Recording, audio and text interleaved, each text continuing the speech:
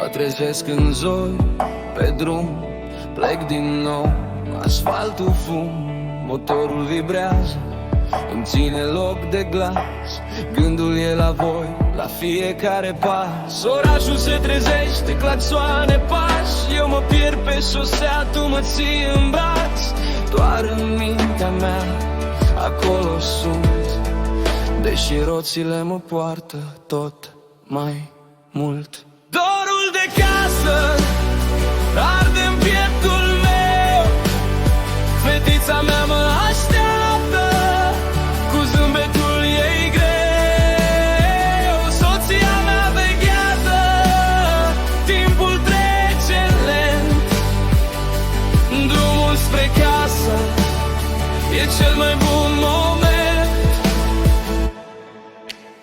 În oglindi se schimbă cer, nor după nor, kilometri reci, dar în capul meu e dor. Îmi șoptesc în gând, rezistă, sunt aproape. Casa e locul promis, după toate etapele.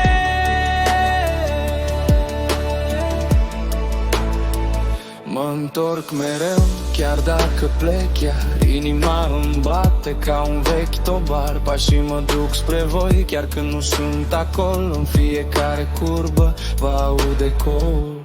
Dorul de casă arde în pieptul meu. Fetița mea mă așteaptă, cu zâmbetul ei greu. Soția mea veghează, timpul trece lent. Drumul spre casă e cel mai bun moment.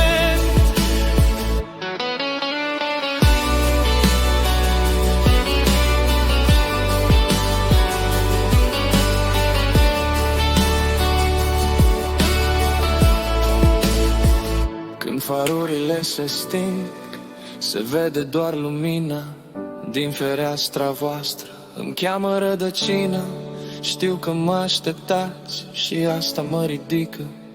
Fiecare kilometru îmi devine aripă.